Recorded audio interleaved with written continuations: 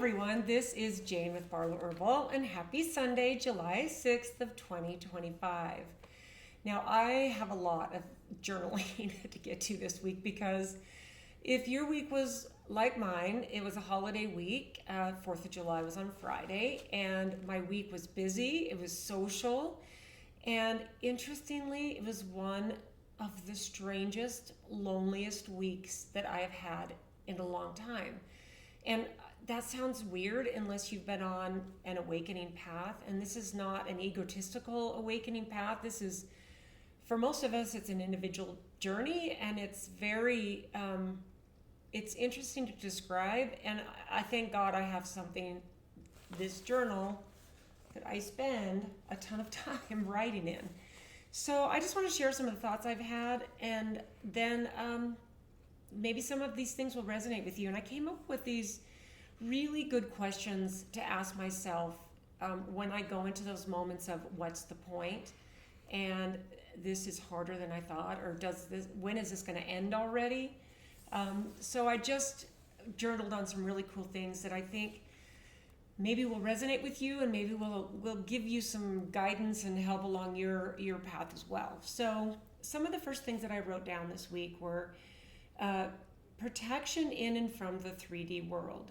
What do we need while the timelines are splitting?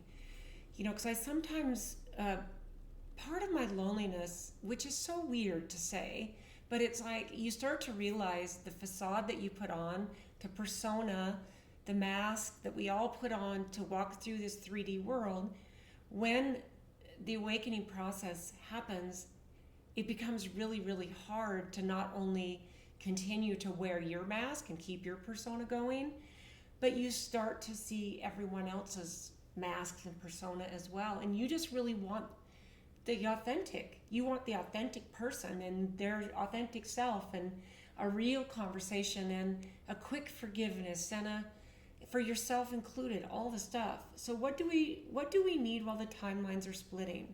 You know, I have to ask myself that, because I'm just ready to be there. I'm ready to be on that timeline where it's not quite so difficult.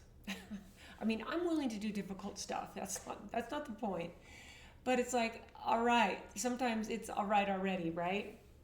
How do we stay on the higher timeline while living and working and interacting with others who don't see it, and are not even aware of its existence? Okay, and are they there to possibly provide protection or perspective? You know, that was a big question that came in for me, because some of the people that are closest to me in my life, and I see them, I interact with them every single day. I wonder, is this to provide protection? Because I think I've found myself just wanting to, you know, if everyone is God, everyone is love, we are all a piece of creation. And in this 3D world, we can get hurt. It's like in the Matrix. We can die in the Matrix. We can get hurt in here, emotionally, physically, all the stuff. And do these people provide some type of protection or perspective? And it was a person close to me who actually brought that up to me, which was interesting. So what things or situations or events do we need to be aware of if we're a light worker? You know, this is all part of navigating these times. How do we stay present and in a higher frequency despite the suffering of the people we love pulling on us? That's a big one for me. What we do now feels critical for the human species. In fact, there's a really beautiful podcast that I listened to on the Next Level Soul with one of my favorite people, and this is Dr. Zach Bush. And he did one probably, 3 or 4 weeks ago. I'll put a link below. I've been following him and his lectures and some of the podcasts he's been on for the last more than 5 years. You know, he came on my radar at the beginning of 2020, and I was just like, wow, this human being is really tuned in and here to help humanity. So he just dropped a really beautiful podcast that with some, perspectives that are very, very much Dr. Zach Bush's, and they're beautiful. So what he says is that he calls us a keystone species, and yet here we are on the path of extinction. Okay, think about the things that we do, and here's what I wrote. We're we're like an anti-life species.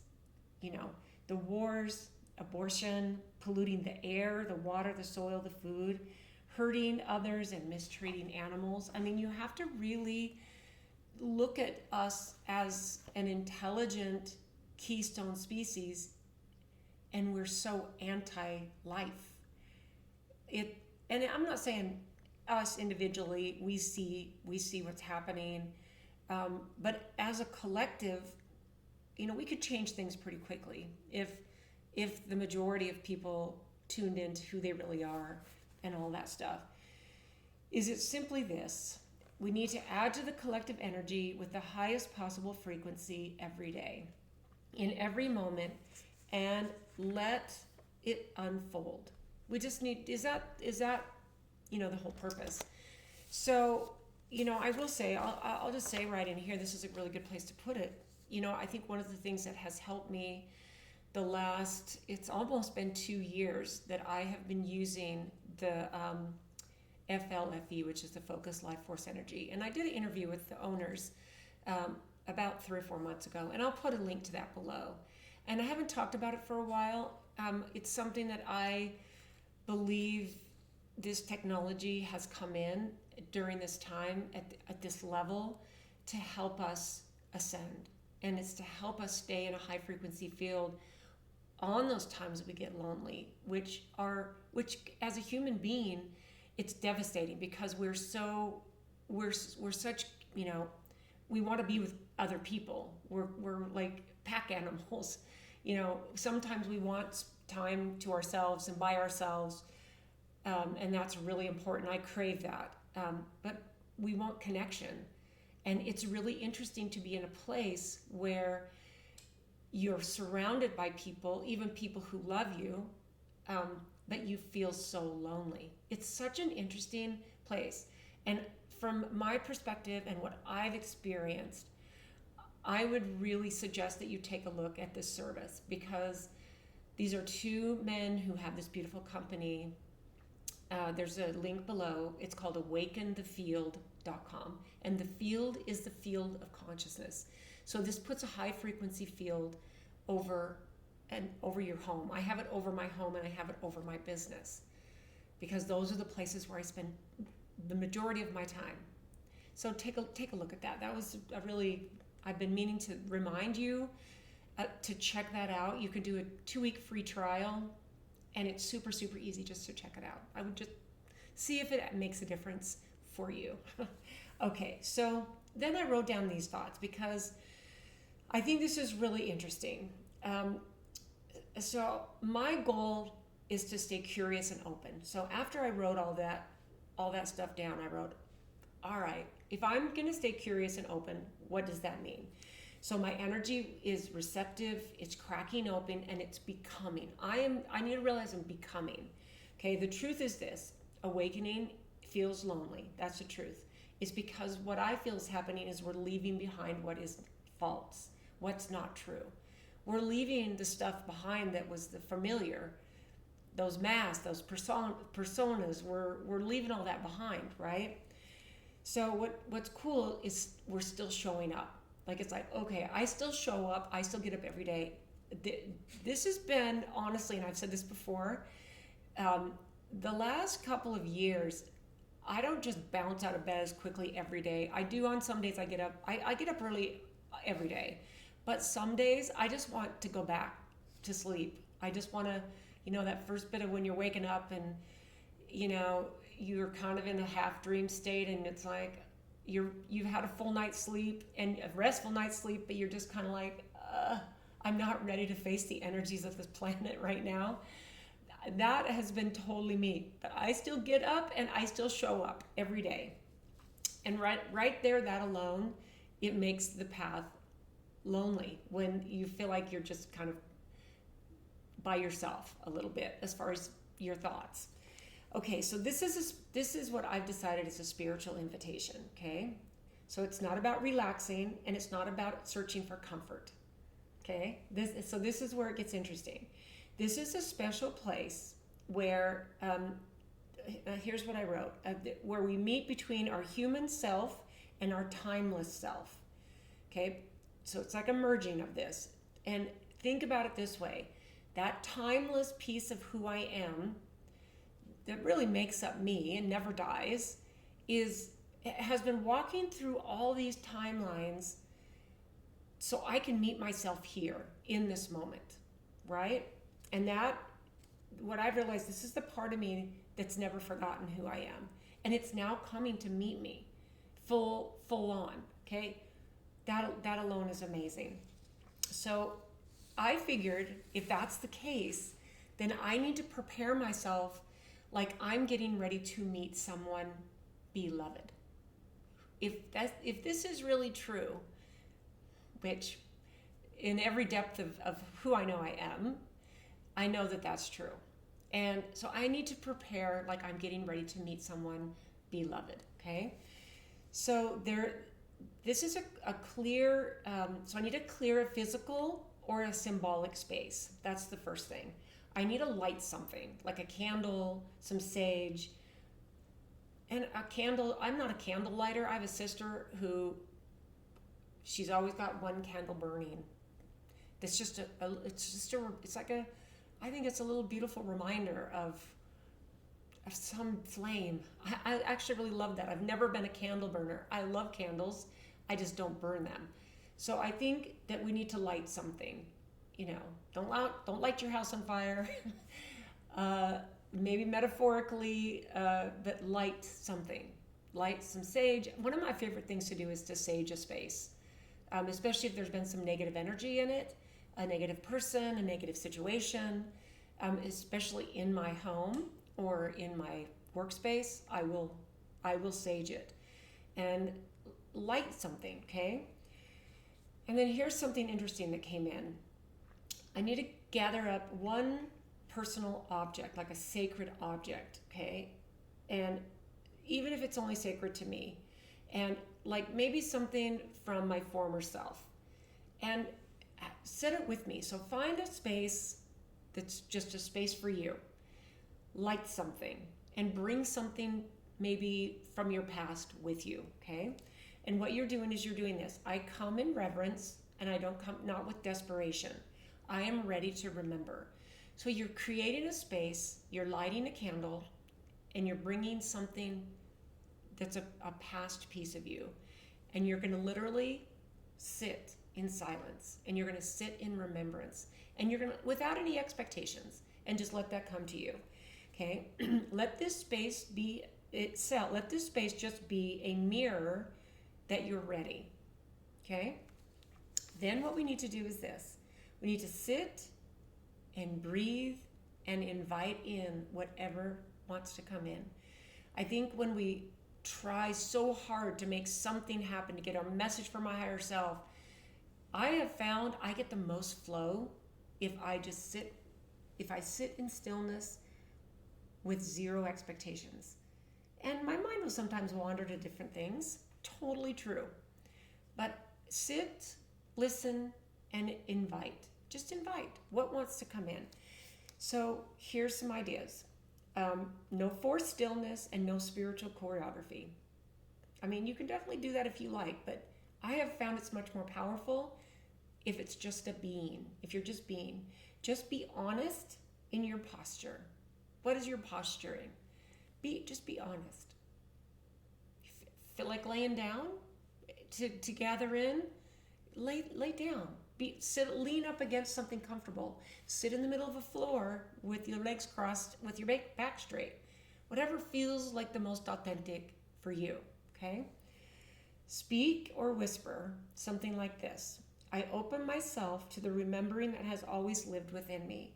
I ask for nothing but the truth of who I am. I trust what arises, even if it's silence, even if it hurts, even if it aches a little bit, okay? And then listen.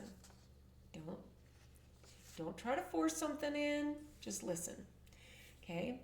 So there's 3 ways that I think we should listen. We can listen upward, which is where your soul comes from your soul's origin. So listen upward, listen inward, tune in.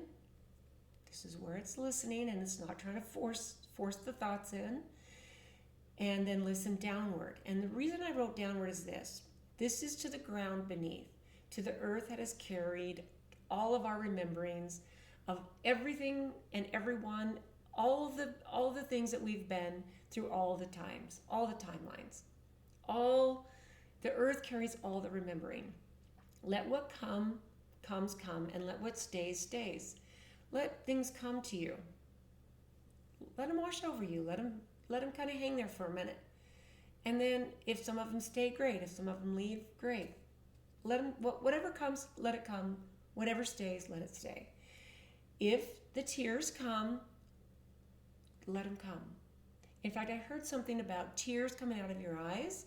And if you think about it, if you don't wipe them away, they come down, and sometimes we will lick away our tears because they'll come to the side of our mouth. And there are healing hormones, apparently, in our tears. And that's an interesting thought, right? So if the tears come, let the tears come.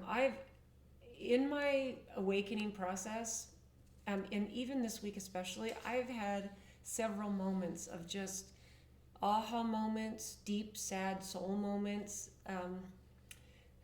and tears. Sometimes, and I feel always better after I let tears come. I always feel better, and I'm sure you probably feel better too if you know that, if you've had lots of tears like me. Okay, what all this does is this. Your willingness to meet yourself here is really what's happening.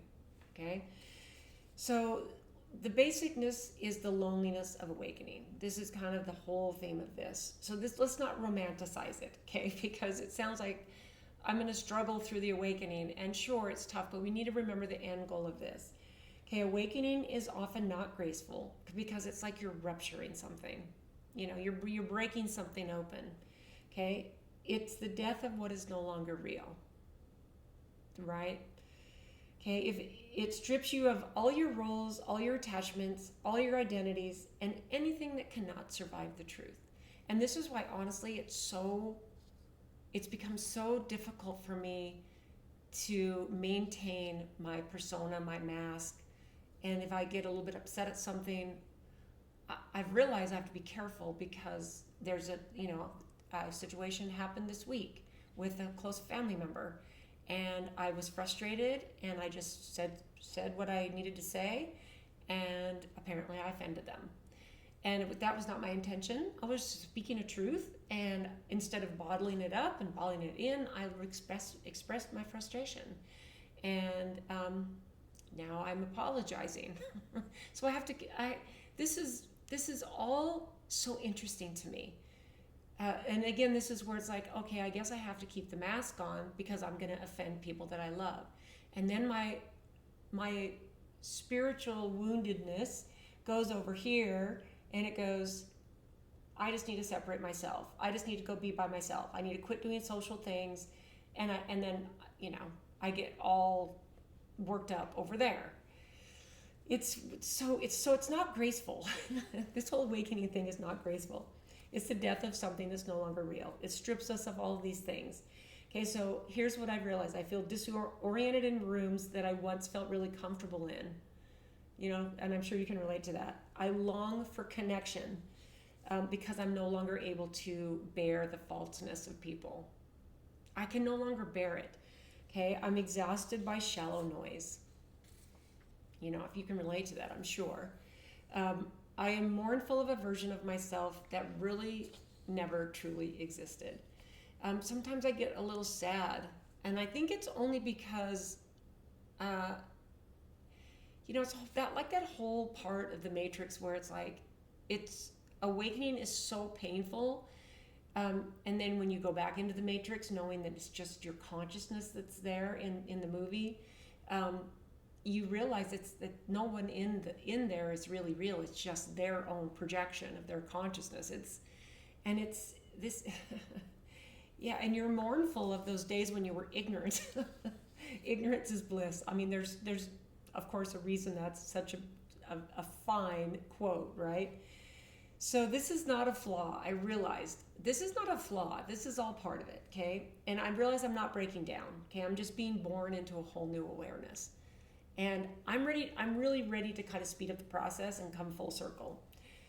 So here's some things that I wrote down, because I think that we need to tend to ourselves and do a lot of self-care through this. Okay? We need to tend to our nervous system. You know, this is something that I have really been getting very good at, okay? We need to do things like take warm salt baths, touch some trees. You know, I have a big yard full of a lot of trees. I go out on these long walks in my neighborhood with lots of trees. And sometimes you can literally see me standing under the shade of a tree along this path, leaning up against it, have one arm around it. And I honestly, I'm a true sense of the word at this point, a tree hugger. And if you've not grounded yourself and hugged a tree, let that ground you and get your nervous system back on track. You need to pay attention and nurture that part of yourself. We need to breathe into the soles of our feet. Okay, now I wrote that because I've been using a lot of frankincense essential oil on different parts of my body, my tendons, my hands, sometimes on my feet, because I'm so busy and I'm so active. And frankincense is one of those essential oils that you don't need a carrier oil. And I've been using this for years and years and years. You can just use it straight on your skin for things like sore tendons and sore muscles. And I've been using this on the daily on my feet. And so I wrote here, breathing into the soles of your feet and with frankincense. And it smells amazing. I believe that essential oils are so connecting. Then I say this, here's something to say. Say to yourself, I am safe to awaken. I am safe in this awakening state, okay? And then this is really important. Speak to just one soul who sees you. We need to have that one person we speak to on a regular basis who sees you. I have one person, one friend who's been a friend of mine for 20 years. And I've connected with him more than I have for a long time. This past probably 2 years, and he's the person who he's awakened, and I feel really seen. I feel completely seen with this friend.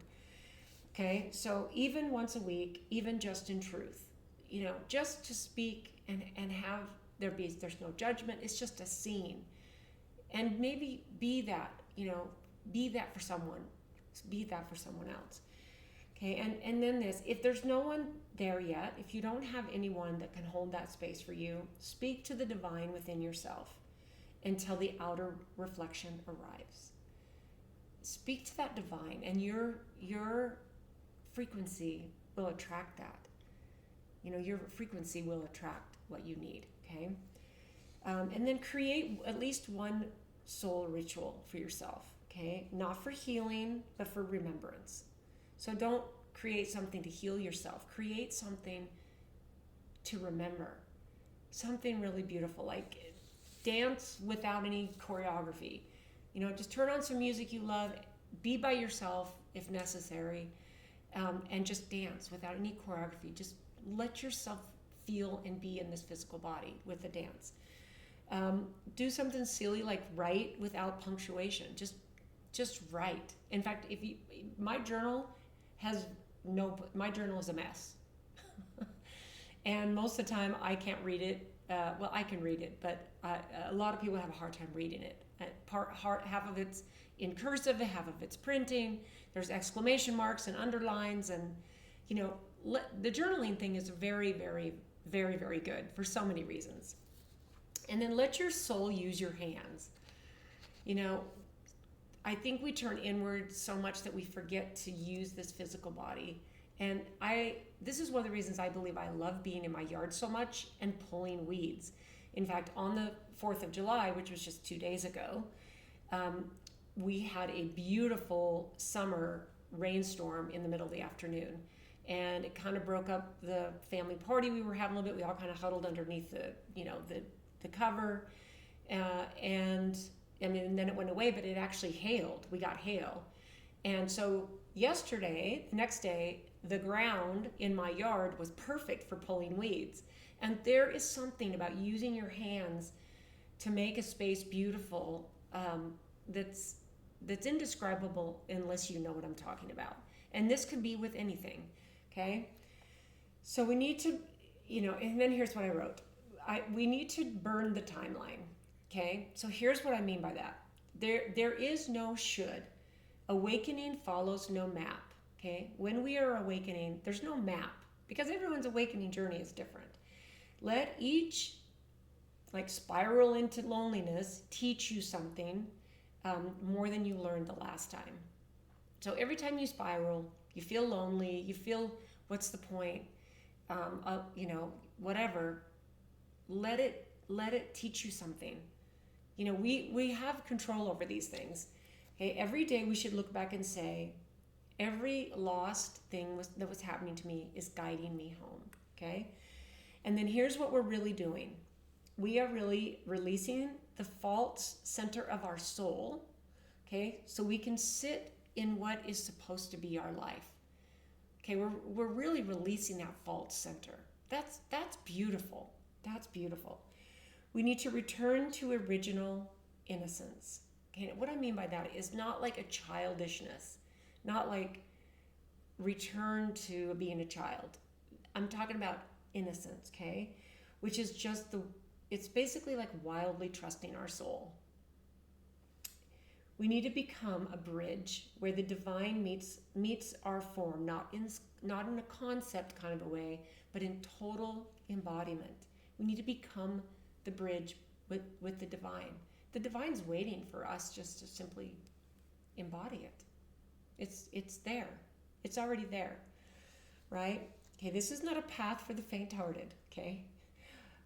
But I know we all chose that. I believe that if you're here listening to this, you're like me and you chose it. You chose this path. Okay, we chose to wake up while the world is sleeping, because I think that while we have reached a tipping point, there's already enough of a percentage that is on an awakening timeline, an ascension timeline. I believe that it's still at least 50%, maybe a little bit more, that is still sleeping. But that part doesn't matter. That part doesn't matter. But we chose to come in right now with a sleeping world. Like, I think we threw our hands up and was like pushing him to the front of the line to come. And I think that's the part we need to remember, right? Okay, so this is not, to me, this is like we're warriors of light, right? When we do that. Okay, so I'm going to finish this with some questions. And what I call these is soul vault questions. So in the vault, maybe where your soul is locked up in a vault, this is a soul vault question to open up that vault of your soul, okay? So ask yourself this. Before you took on this body, this name, and this story, what sacred vow did you make with the universe that only you can remember? Okay? What part of my being existed before language, before light, and shadow? And why has it chosen this moment, this lifetime, to awaken through my human heart? If the entire illusion of separation exists only so that I can know the beauty of returning to oneness, what am I still afraid of to let go? What am I still afraid to let go of? Okay? What if the pain I avoid is not punishment, but the fire sent to burn away all that I am not? We want to burn away everything that we aren't, so that what is left is who we are. And then this, who watches me when I sleep, when I grieve, and when I pray, not as an outsider, but as the breath behind my breath? Good question, right? That's a soul vault question. What if this entire world, its wars, its wounds, its beauty, and its madness is my mirror, showing me what I carry within the collective field? And then the second part of this question is, can I love it as fiercely as I long to heal it? That's a powerful question. Can I love everything in this world as fiercely as I long to heal it? Because I know many of you feel like I do. The pain of watching the suffering, the human suffering, even just in a small amount, in the small things that happen around us, let alone the human suffering and the wars and all the stuff, I think we've got to love it to heal it, as we need to love it fiercely. And that sounds odd, right? Yeah, you might have some thoughts about that, but that just dropped in. Like that seemed like a powerful question, because to me that's a question that was sitting in my soul. Like there must be a necessity to just fiercely love this whole experience. If time is only a garment my soul wears, what part of me still believes in delay, in not yet, and in someday?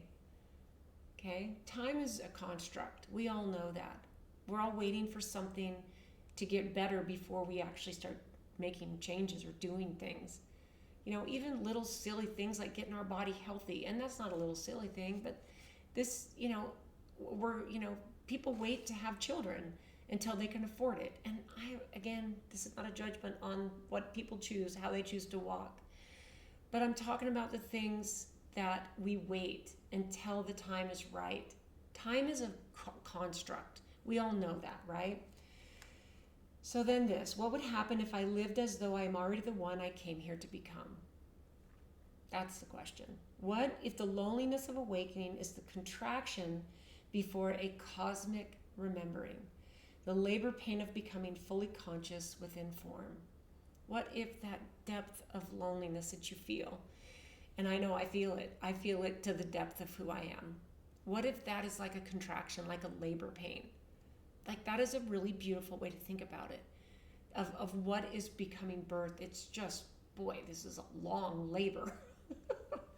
This is like, wow, okay, long. Can I trust this emptiness? This is kind of, okay, my sense of humor. Can I trust this emptiness to midwife me into the sacred fullness that follows? All right? Can I trust this midwife to help birth me into this? Because loneliness, she is a hard midwife. Okay, what sacred current moves through all things, through death, through silence, through the space, and how can I surrender to its rhythm rather than resist its flow? That's a good one, right? Have I mistaken control for power when my real power is in union? When I just want to connect, when I just want to be in union and be in oneness, okay? And then this is the final thought. If the divine were to speak in this very moment, not through a book or a temple, but from the center of my own being, what would it say in a voice only I could recognize? This is where it's so important to find yourself a sacred space. You don't have to set up an altar. It doesn't have to be a big deal at all. To make a couple of little changes to something that you might think is woo-woo, and bring in a candle. Bring in something from your past, like I talked about earlier. And really sit and listen and invite. Invite yourself into that sacred space. I believe that this is how we move through this. And for me, it's it makes me realize I need to reach out to my friend and go be seen this week. Anyway, I love you guys. I think that this is it's gonna continue to be a crazy great year, and with all the things happening in the world, I just want to stay in a place of love and high consciousness frequency. That's the place where I want to stay. So thanks for tuning in today. I hope you have an amazing week this coming week, the second week in July of 2025. And we will see you next time.